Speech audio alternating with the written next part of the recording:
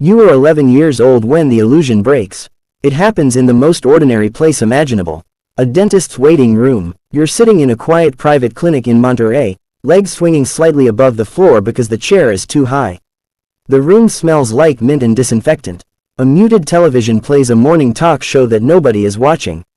Your mother is filling out paperwork at the reception desk while you flip through a stack of magazines on the small glass table beside you.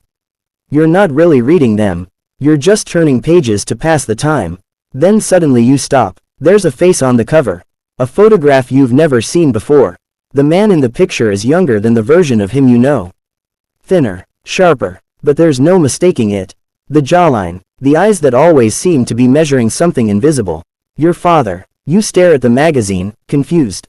The headline above the photograph doesn't make sense. You read the words slowly. Most wanted, drug empire, $20 million bounty. The words are simple. You understand them individually, but together they refuse to connect to the person you know. Your father owns land. Your father raises horses. Your father travels for business. That's what you've always been told. He's wealthy, yes, important, maybe, but this feels like a mistake. You start reading the article, but before you reach the second paragraph a shadow falls across the page. One of the men who drove you here stands beside your chair. His name is Raphael, at least that's the name everyone uses. He's quiet, tall, and always alert, with a small radio clipped to his belt. He looks down at the magazine. Then at you. For a moment neither of you says anything. Then he gently takes the magazine from your hands. He doesn't scold you. He doesn't explain. He simply closes the magazine and sets it back on the table. But the look on his face tells you everything you need to know. You were never supposed to see that. And suddenly 100 strange details from your childhood begin to rearrange themselves inside your mind. But the real story begins long before that waiting room. You were born in a private clinic on the outskirts of Hermosillo. Not the large public hospital where most people go, but a smaller facility owned through a complicated chain of companies that ultimately lead back to one man. Your father. His name is Alejandro Serrano. At least that's the name you grow up hearing. The night you are born, the clinic is unusually quiet. A section of the building is closed to regular patients. Security guards stand in the hallways dressed as orderlies. Cameras are turned away from certain corridors. Your mother, Isabella, has been given an entire wing of the building. The doctor who delivers you has done this before. He understands the rules without needing them explained. No paperwork is filed immediately. No official birth record appears in any government system for nearly 3 days. For the first 72 hours of your life, you technically don't exist. Only later do documents quietly appear in the civil registry, processed through people who owe your father favors. Your father holds you in his arms that first night. Your mother tells you years later what he said. He looked down at your face and whispered quietly, almost to himself. This one gets out. Your mother asked him what he meant. He didn't answer right away. Then he said, I don't care what it costs. This one gets a real life. But the life you grow up in doesn't feel like an escape. It feels like a kingdom. You spend your childhood on a massive ranch hidden deep in the mountains.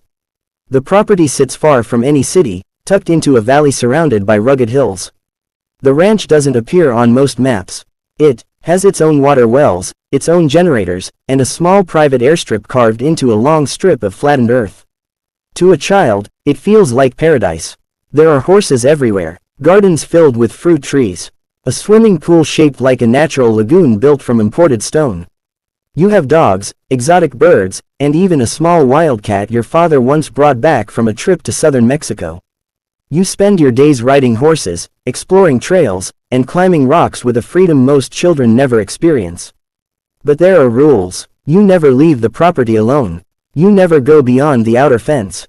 And everywhere you go, men with rifles watch from a distance. At first you don't think about them much. They are simply part of the landscape. There are always about 30 of them rotating shifts around the clock. They patrol the hills. They guard the gates. They watch the sky. Your playground is a fortress. Your backyard is a compound. Your normal is falling asleep every night knowing that dozens of armed men are standing between your family and the outside world. School doesn't happen in a classroom. School comes to you. 3 tutors rotate through the ranch every few weeks. Each one arrives in a vehicle driven by one of your father's men. During the last part of the journey they wear blindfolds so they can never describe the route. They teach you mathematics, literature, history, and languages. Your father insists that English be part of every lesson. He checks your progress himself. His own English is rough, learned through years of negotiating with American buyers who refuse to speak Spanish. But yours, he says, must be perfect. Perfect English opens doors, he tells you one afternoon while you struggle through a grammar exercise. Doors I can't walk through.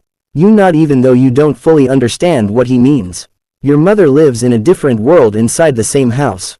Isabella Serrano is beautiful, elegant, and always perfectly composed. She manages the household with quiet authority. Every meal appears exactly on time. Every room remains spotless. Every guest is greeted with the calm confidence of someone used to being watched. But there's something else about her that you only recognize years later. She lives inside a carefully constructed version of reality. When you ask what your father does for a living, she says he works in agriculture. When you ask why the guards carry guns, she says the mountains can be dangerous. When you ask why you can't attend a normal school in the city, she pauses for a moment before answering. Because your father is an important man, she says. She isn't exactly lying, but she isn't telling the truth either. She's editing reality into something manageable. Something that allows both of you to sleep at night. Your father moves through your childhood like a storm that appears and disappears without warning. Sometimes he's gone for days. Sometimes for weeks. But whenever he returns, he becomes completely present. He takes you riding across the hills. He teaches you how to fish in a private lake hidden behind the property. He tells stories about his childhood in a tiny village where his family once shared a single pair of shoes between three brothers. Not metaphorically, literally. Whoever needed them most that day wore them. He describes dirt floors and empty plates and a father whose back slowly curved from years of picking crops under the sun. Everything you see around you now, he tells you, was built from nothing. The ranch, the helicopters, the guards, all of it. The world doesn't give you anything, he says. The world takes. If you want something, you build the machine that takes it first. The truth about what that machine actually is slowly reveals itself after. The magazine incident in the dentist's office. The pretending fades, not suddenly, but gradually. You overhear conversations late at night. Shipments discussed in coded language. Numbers so large they sound imaginary. One evening you hear your father mention a shipment intercepted near the coast of Guerrero. 4 tons. 2 men were killed during the operation. Your father doesn't mourn publicly. But a week later their families receive new homes. Monthly payments. School funds for their children. You learn something important that day. Fear makes men obey. But loyalty comes from something else entirely. Protection. Security. The promise that their families will be taken care of even if they die. When you are 13, your father introduces you to a man named Gabriel Duarte. Gabriel is different from everyone else in your father's circle. He's thin, nervous, and constantly adjusting the glasses on his nose. He doesn't carry a gun. He doesn't look dangerous, but your father treats him with unusual respect. This man, your father tells you, is the reason we still have everything. Gabriel is the accountant. He manages the financial architecture behind the empire. Offices in Mexico City, Panama, and Madrid operate legitimate accounting firms with real clients and real tax filings. Hidden inside those operations is a massive system designed to move and disguise money. Hundreds of millions of dollars every year. One afternoon Gabriel explains the process using a napkin and a pen. Cash is the problem, he says. You can't deposit millions of dollars without someone asking questions. So we break it apart. Thousands of smaller deposits across hundreds of accounts. Then the money moves through shell companies across multiple countries. By the time the process is complete, the money has been invoiced, taxed, and transferred so many times that no investigator can trace where it began. We lose about 10% along the way, Gabriel says. Fees, bribes, commissions. He shrugs. 90% is still very good. When you turn 15 your life splits into 2 separate identities. During the school year you attend an elite private academy in Monterrey under a slightly altered name. Your classmates believe your family owns agricultural export businesses. You drive a luxury SUV. You attend parties and concerts. You have friends who know nothing about the other half of your life. But during vacations you return to the ranch. And there you sit quietly in meetings where men discuss territory disputes, government operations, and political payments.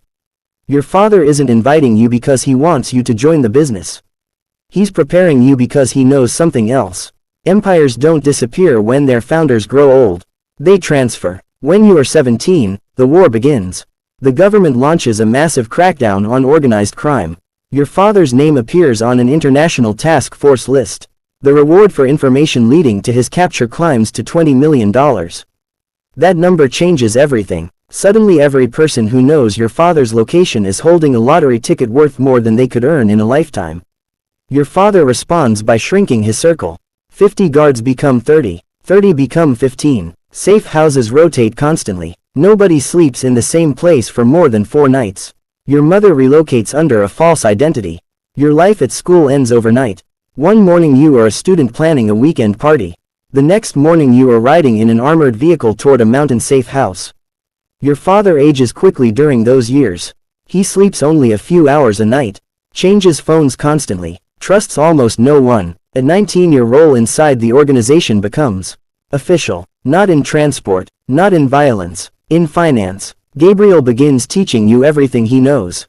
Your father believes your real value lies in your education. You are bilingual. Polished. Able to walk into banks and corporate offices anywhere in the world without raising suspicion. You open accounts. Register companies. Purchase commercial properties used to store and clean money. You become very good at making enormous amounts of money disappear into legitimate financial systems. At 21 the military finally finds one of the safe houses. Your father escapes through a tunnel that exits several hundred meters away in a drainage canal. He runs through sewage in the dark until he reaches the extraction vehicle waiting nearby. When he climbs into the back seat, you see something you have never seen before.